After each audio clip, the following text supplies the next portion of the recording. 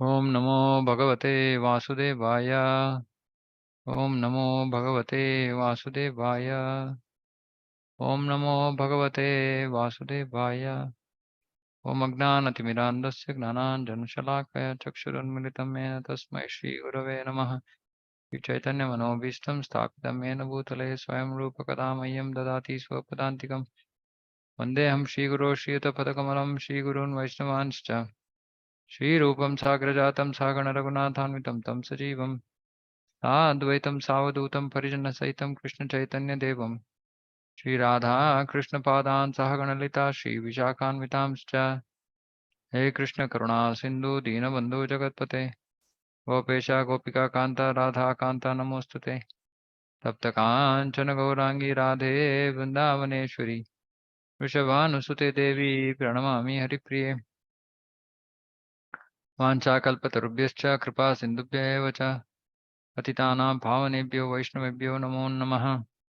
नमो विष्णुपादाय कृष्णप्रेष्ठाय भूतले श्रीमते भक्तिवेदान्तस्वामिनिति नामिने। नमस्ते सारस्वते देवे गौरवाणी प्रचारिणे निर्विशेष शून्यवादी पाश्चात्य देशतारिणे। जय श्री कृष्ण चैतन्य प्रभु नित्यानंद श्री अद्वैत गदाधर शिवासादि गौरभक्तवृंद। हरे कृष्ण कृष्ण कृष्ण हरे हरे हरे राम राम राम हरे हरे।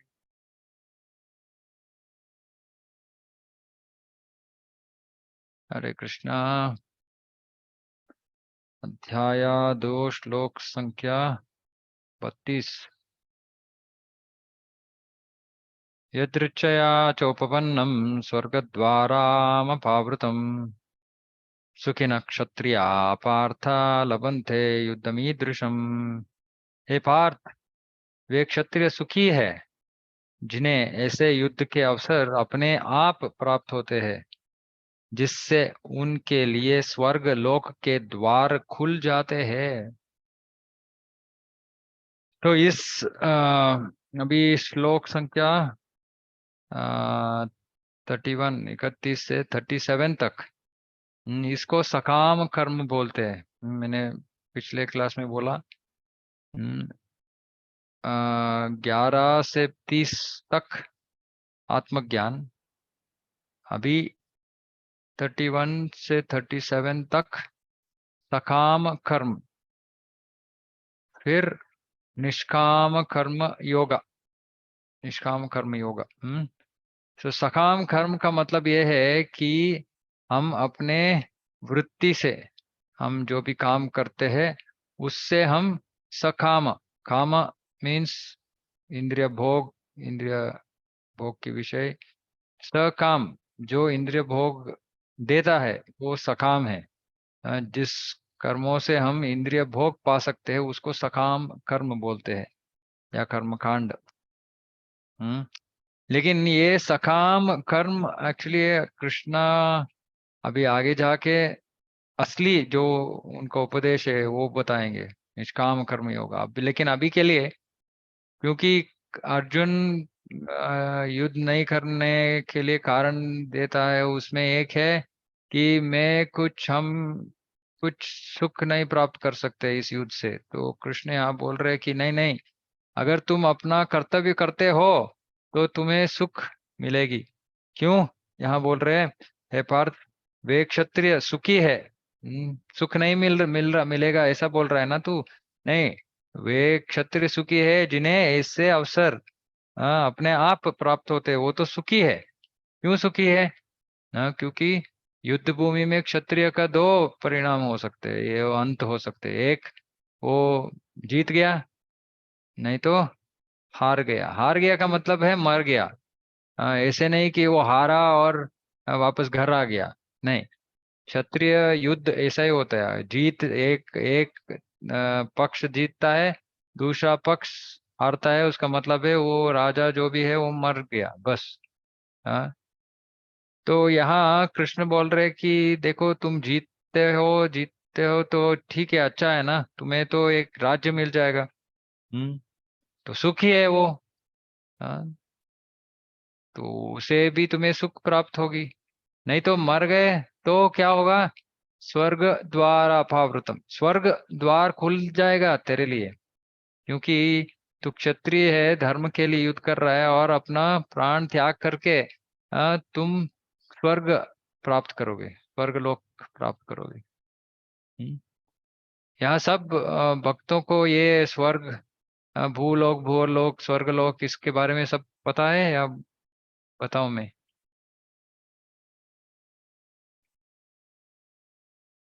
हरे कृष्णा।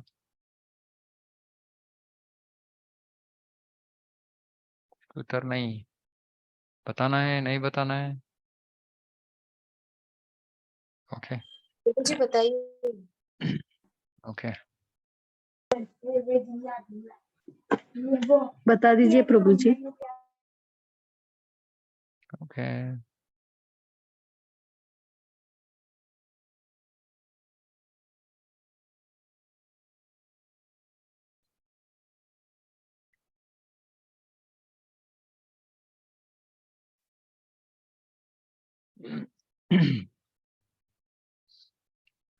को गोलोक चार्ट बोलते हैं। कितने भक्तों ने इसे इसको देखा है पहले? सीता माता जी ने देखा होगा, हमारा जेपी नगर सेंटर में है। बाकी भक्त पता नहीं। तो ये गोलोक चार्ट है, तो इसमें क्या है कि भगवान का ये संपूर्ण सृष्टि, आध्यात्मिक जगत है, अ, तीन चौथा, थ्री फोर्थ, और एक वन फोर्थ है भौतिक जगत। तो इस भौतिक जगत में यहाँ महाविष्णु है, महाविष्णु के उसके देह से इतने सारे ब्रह्मांड आ रहे, सृष्टि हो रहे। जब वो श्वास बाहर छोड़ते हैं तो ये ब्रह्मांड सृष्टि होते हैं, जब वो श्वास अंदर लेते हैं तो ब्रह्मांड भगवान की शरीर में प्रवेश कर देते हैं, प्रवेश होता है। तो इस हर एक ब्रह्मांड में ब्रह्म अंडा अंडा अंडा के रूप में है ये। 14 ग्रह लोक है, व्यवस्था है। तो इसमें भूर भुव स्वर्ग, भूलोक, भूलोक जब जहाँ हम रह रहे हैं उसको भूलोक बोलते हैं। उसके ऊपर भूवर लोक, भूवर लोक में भूत, भूत पिशाच ये सब रहते हैं भूवर लोक में।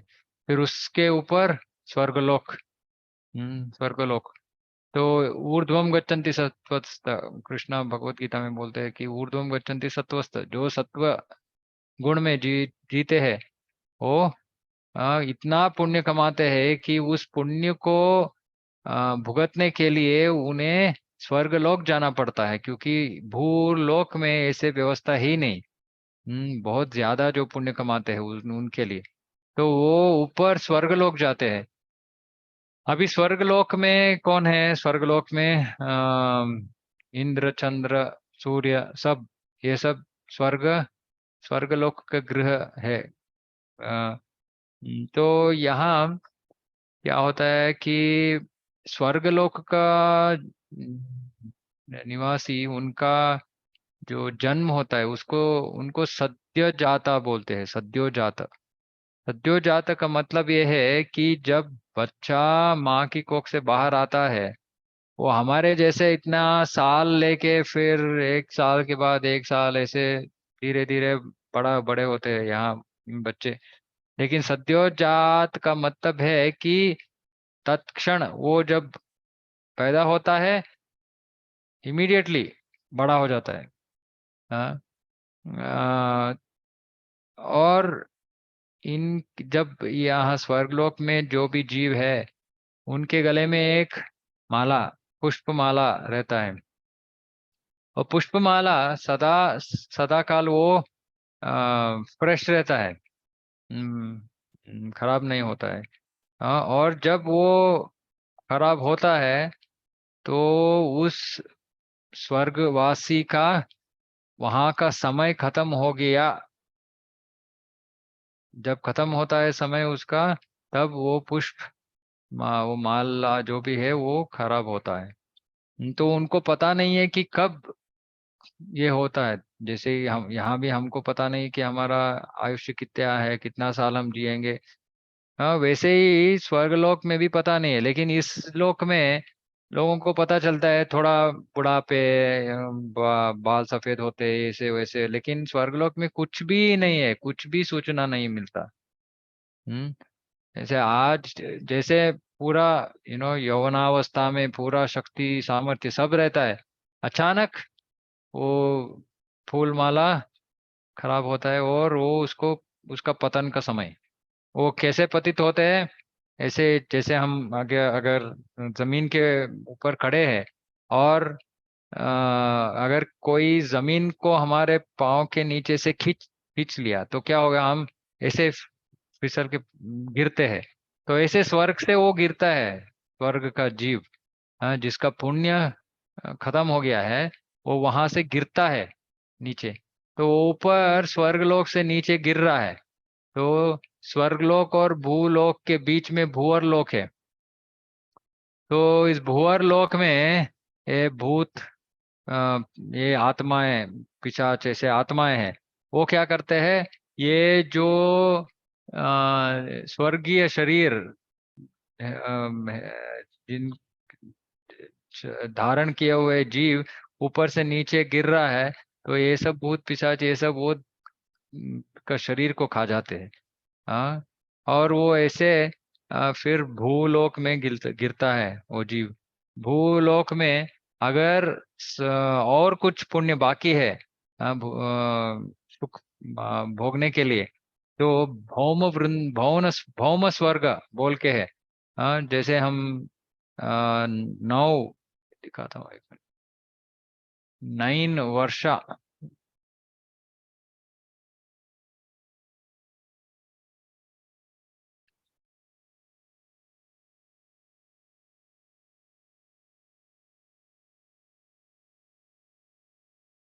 हम्म। तो ऐसे इसको वर्षा बोलते हैं। यहाँ भारत वर्ष, हिम पुरुष वर्ष, हरि वर्ष, ऐसे 9 वर्ष वर्षा बोलते हैं। हाँ, तो भारतवर्ष छोड़ के बाकी जो भी वर्षा है ये भूमंडल है। भूमंडल का मतलब है हम जहाँ रह रहे हैं, ये भारतवर्ष में एशिया है, अमेरिका है, ये सब यहाँ आते हैं भारतवर्ष में। लेकिन ये पूरा भूमंडल है। यहाँ ये बीच में ये एक्चुअली जम्बू द्वीप है। जम्बू द्वीप पहला द्वीप है। फिर टोटल 7 द्वीप है। हाँ, तो जम्बू द्वीप में भारतवर्ष, भारतवर्ष छोड़ के बाकी सब 8 वर्षाएं यहाँ, इसको भौम स्वर्ग बोलते हैं। तो जो स्वर्ग लोग जाके उसने सुख भोग लिया है, लेकिन और कुछ बाकी है, वो यहाँ भौम स्वर्ग में आके वो भोगेगा। तो यहाँ भी जीव ऐसे ही देह शरीर सब वो उनको मिलता है, बहुत सुंदर। और ये ऐसे रोग ये सब नहीं रहता है यहाँ।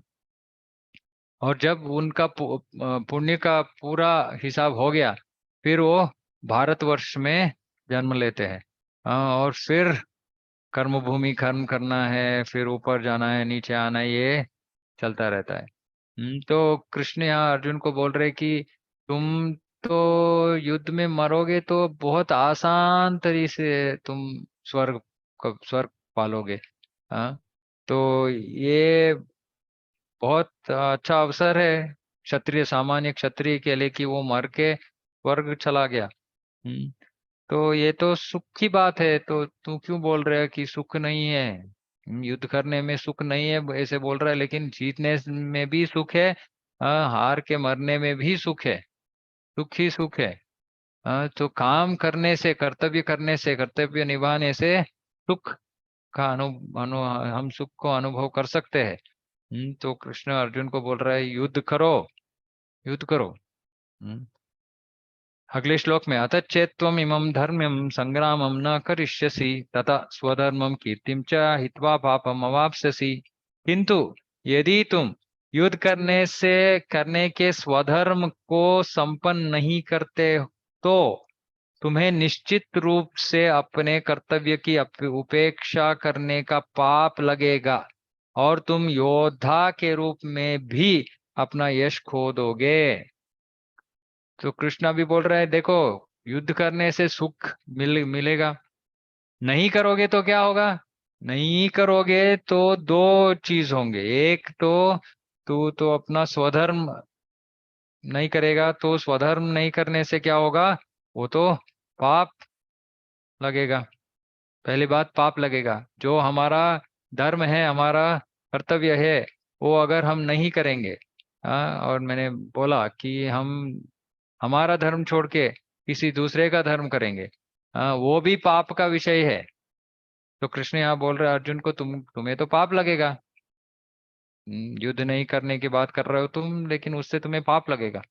और दूसरी विषय सिर्फ वो ही नहीं, वो तो अगले जन्म का विषय है। अगले जन्म में तू तो तुमको पाप भोगना, पाप लगेगा, उसका कष्ट झेलना पड़ेगा।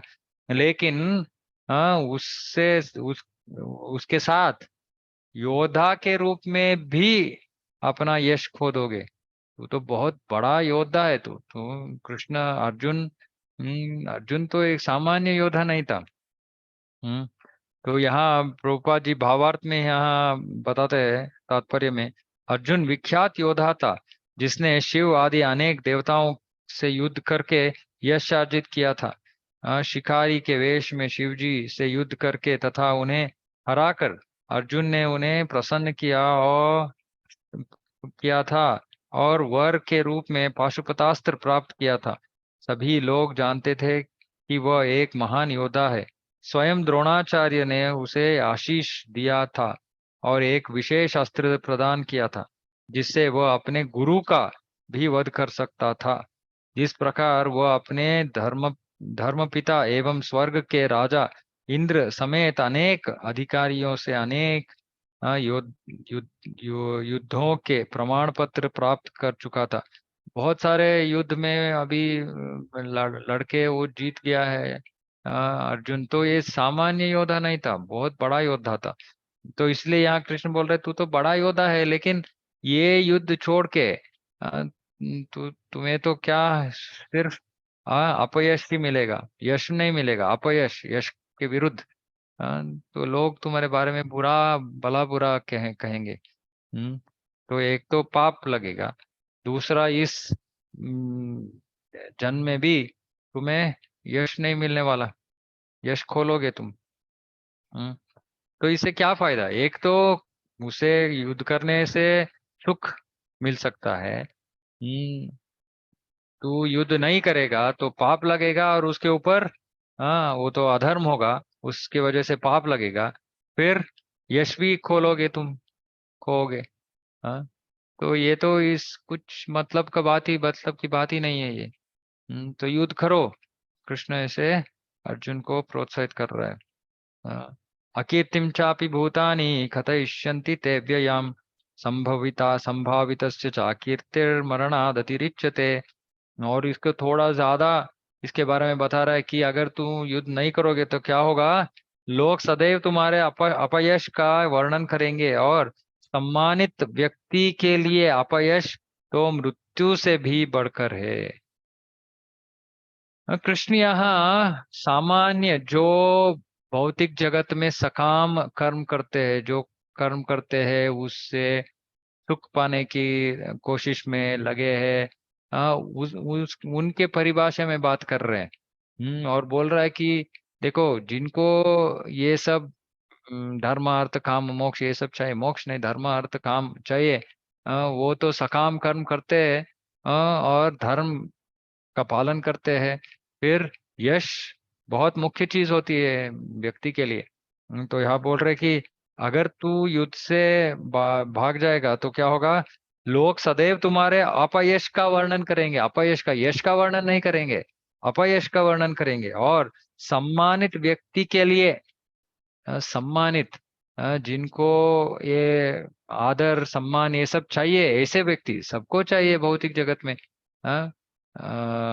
सम्मानित व्यक्ति के लिए अपयश मृत्यु से भी बढ़कर है। अगर कोई तुम्हारे बारे में भला बुरा आप कहेगा तो वो तो मृत्यु से बदतर है। तो युद्ध करके मरना ही बेहतर है तेरे लिए। क्यों भाग रहा है? हाँ, यहाँ तुम युद्ध नहीं करोगे, भागोगे तो लोग तुम्हारे बारे में ऐसे बोलेंगे, तो वो तो मृत्यु से बढ़कर हो जाएगा। तो युद्ध करो। और हमें ये भी सोचना है कि ये तो सामान्य जीवों के बारे में कृष्ण बता रहा है, बोल रहा है, तो इसलिए वो बोल रहे कि ये क्या है, कीर्ति, हाँ, सम्मान, ये सब मुख्य चीज है।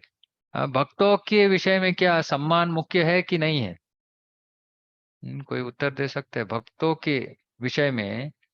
ये सम्मान कि ये सब ये इम्पोर्टेंट है कि नहीं है भक्तों के लिए? ये नहीं है प्रभु जी। क्यों नहीं है? क्योंकि एक भगत तो प्रभु जी वो खुद भगवान को समर्पित हो चुका है ना, उसको हम्म। ये क्या का यश अपयश इससे क्या लेना देना प्रभु जी। ओके, ठीक है। और कोई कुछ कहना चाहते हैं? माता जी कह रहे हैं कि भक्त तो पूरा समर्पित है, तो उसको सम्मान का कुछ जरूरत नहीं है। ओके, और कोई कुछ चिंतन? सोचना है, जब हम भगवत गीता पढ़ते हैं तो हमें सोचना है कि ये मेरा जीवन में इसका क्या एप्लीकेशन है, मैं इसको कैसे समझूं। हाँ, इसको मेरा जीवन में मुझे उतारना है तो क्या करना है मुझे। हम्म। तो भक्तों के लिए तो भौतिक सम्मान ऐसे कुछ चीज है ही नहीं, क्योंकि चैतन्य महाप्रभु बोलते हैं, तृणादपि सुनीचेन, तृणादपि सुनीचेन तरोरिव सहिष्णु अमानि न मान देना, तृणादपि। हाँ, भक्त को तो अपने बारे में तृण से कम हूं मैं, मेरा कुछ स्थान ही नहीं है, ऐसे तुच्छ स्थिति है मेरा, ऐसे सोचना है भक्त को अपने बारे में। ऐसे नहीं कि हाँ मैं तो बड़ा बड़ा भक्त हूँ, मैं तो बहुत अच्छा गाता हूँ, मैं तो बहुत अच्छा क्लास देता हूँ, ऐसे नहीं। हम्म। ऐसे लाभ पूजा प्रतिष्ठा बोलते हैं, ये लाभ पूजा प्रतिष्ठा भक्तों को भक्ति से नीचे खींच लेता है। तो भक्तों के लिए भौतिक सम्मान ऐसे कुछ नहीं है, लेकिन आध्यात्मिक सम्मान ऐसे कुछ है। उसका मतलब क्या है?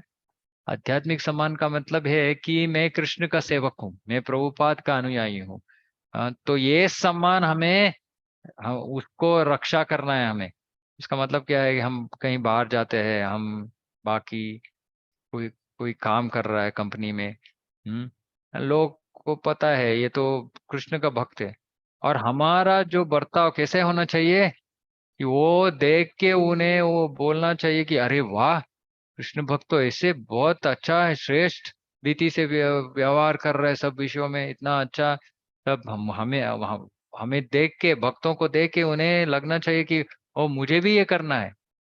हाँ, ऐसे जो सेवक का सम्मान है, सम्मान ये प्रभुपाद जी बोलते हैं भावा तात्पर्य में कहीं भागवत में, कि ये जो अहम है, अहम, ये क्या अहम है, असली अहम है क्या, हम मैं कृष्ण का सेवक हूँ। हाँ, इससे हमें गर्व हो सकता है, ये गर्व अच्छी गर्व है, अच्छा है ये हमारे लिए भक्तों के लिए अच्छा है कि हम गर्व कर रहे हैं कि मैं कृष्ण का सेवक हूँ, सेवक का गर्व है ये। हम्म, तो इससे सम्मान अच्छा है, ओ ये तो कृष्ण का भक्त है, अच्छा है सम्मान। हम्म। लेकिन उसके पीछे भागने का नहीं है, ओ मुझे लोग ऐसे मेरा ये गुण गा रहे हैं, ऐसे नहीं, ऐसे नहीं, लेकिन सेवक, मैं सेवक हूँ कि जिस किसका सेवक, कृष्ण का सेवक, प्रभुपाद का अनुयायी। तो ये जो सम्मान है वो अच्छा है भक्त के लिए। हम्म, लेकिन भौतिक सम्मान नहीं है, हमारा हमको भौतिक सम्मान से कुछ लेना देना नहीं है।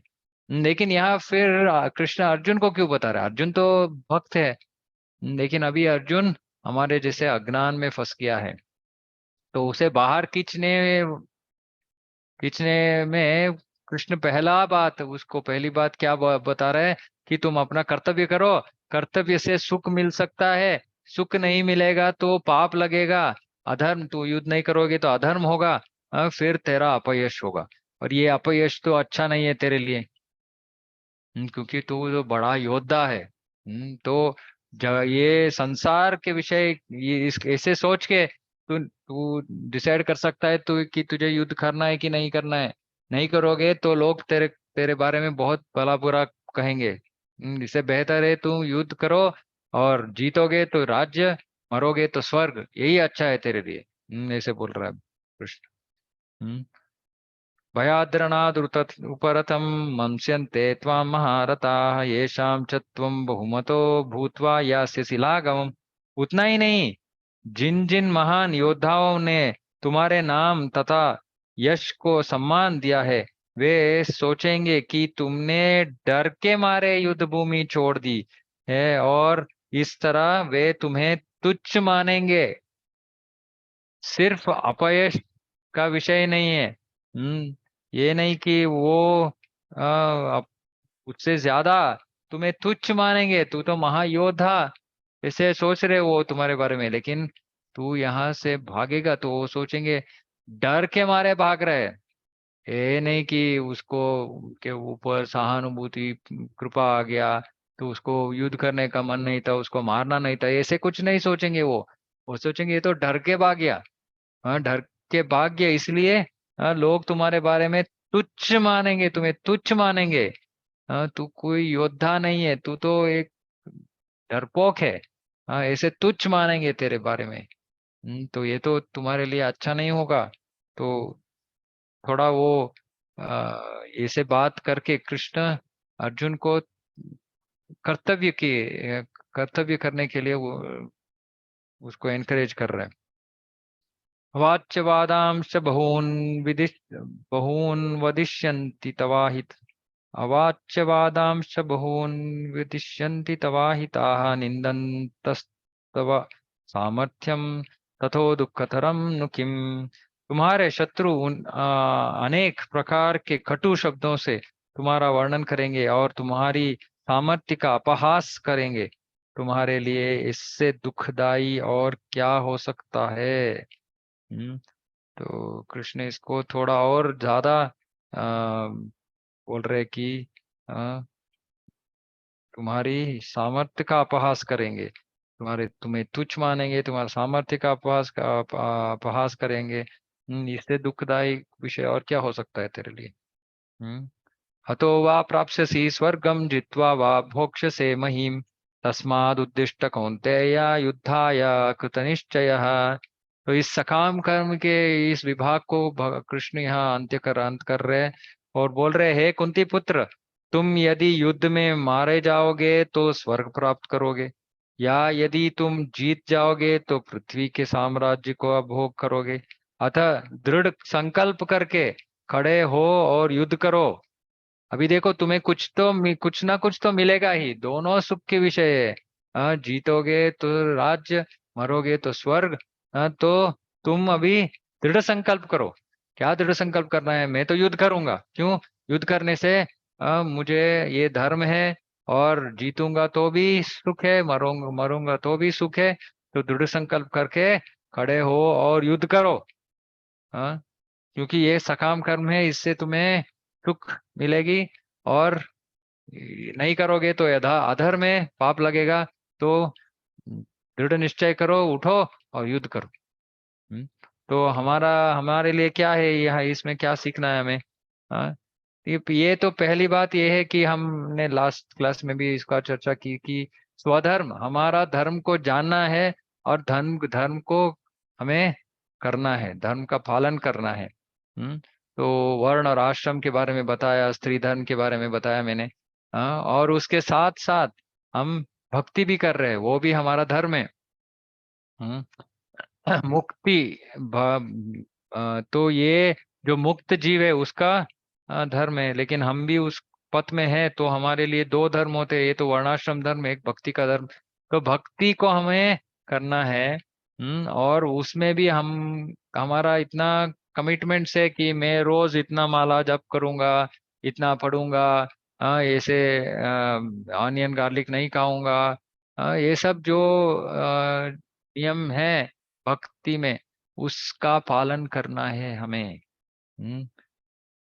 वो भी हमारे लिए मुख्य है, हमारा वर्णाश्रम, हमारा भौतिक कर्म कर्तव्य उसको भी जानना है, उसके हिसाब से भी हमें जीना है, और भक्ति भी करनी है। दोनों हमारे लिए मुख्य है। अभी आगे जाके कृष्ण जो असली कर्म योग के उपदेश है वो देने वाला है अगले श्लोक में, तो वो हम अगले हफ्ते सुनेंगे। ये जो अगले श्लोक से है जो विषय है, इसे हमें हमारा जीवन में उतारना है। ये जो सकाम कर्म है हमारे लिए नहीं है, भक्तों के लिए नहीं है, वो तो ऐसे ही उसको उत्साह देने के लिए, उसको किसी तरह कन्विंस करने के लिए कृष्ण ऐसे उसको ये तर्क दे रहा है। लेकिन अभी जो आगे जाके बोलेंगे, ये निष्काम कर्म के योग बारे में, ये असली कर्म योग है। इसे सबको इसको अप्लाई करना है, विशेषतर भक्तों के जीवन में। हम हमारा दो लाइन चल रहे हैं ना, ये तो कर्तव्य का कर्म का आधार वो भी मार्ग चल रहा है और भक्ति का भी चल रहा है। तो कर्म का मार्ग कैसे हमें करना है, किस मनोभाव से करना है, वो कृष्ण अभी आगे जाके अगले श्लोक से बताएंगे। लेकिन मैंने लास्ट टाइम भी बताया, गृहस्थाश्रम वानप्रस्थाश्रम, इसको कृपा करके इसके बारे में सोचिए। वानप्रस्थ आश्रम प्रवेश करना ही है। वानप्रस्थ आश्रम प्रवेश नहीं करेंगे तो हमारा भक्ति का जो साधना है पूरा नहीं होगा, और उससे भगवत प्राप्ति नहीं होगा। तो ये बहुत बहुत मुख्य चीज है। तो हमें सोचना है इसके बारे में कि जल्दी से जल्दी हमें हमारा जो गृहस्थ आश्रम का कर्तव्य है उसको खत्म करके वानप्रस्थ में जाना है। तो ये हमारा स्वधर्म का पालन, वही इस श्लोकों का मुख्य तात्पर्य है। ठीक है, तो अभी हम यही समाप्त करते हैं। अगले हफ्ते ये निष्काम कर्म योग के बारे में सीखेंगे। ओके, अभी के लिए किसी का कुछ प्रश्न है तो हम चर्चा कर सकते हैं, नहीं तो क्लोज कर सकते हैं। हरे कृष्ण प्रभु जी। हरे कृष्णा। प्रभु जी आप हमेशा नहीं लेते क्लास? हमेशा का मतलब क्या है? मतलब हमेशा लेना प्रभु, जैसे आप हफ्ते में 2 बार लेते हो ना हाँ, ऐसे। हफ्ते में 2 बार ही अभी समय है, तो थोड़ा करेंगे, फिर ज्यादा करने के प्रयास करेंगे। हमको अच्छा लगता है प्रभु जी, आप ज्यादा करेंगे तो और अच्छा लगेगा। ठीक है माता जी, प्रयास करेंगे। मेरा हिंदी तो इतना घटिया है, मैं तो हिंदी सीख रहा हूँ, लेकिन जो विषय जानता हूँ वो सबके साथ बांटने का प्रयास कर रहा हूँ बस। तो नहीं प्रभु जी, आप बहुत अच्छी हिंदी बोलते हैं प्रभु जी। मेरा हिंदी मुझे पता है।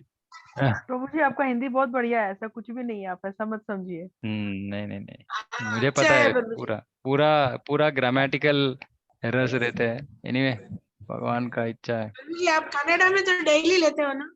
कन्नड़ा हरे का कृष्ण डेली प्रभु। लेता, हाँ, 3 से 4। 3 से 4 है ना? हाँ ठीक है। 3 से 4, और अभी शनिवार 8 से 9 बजे भगवत गीता का नया बैच शुरू हो रहा है, भगवत गीता का कन्नड़ा में।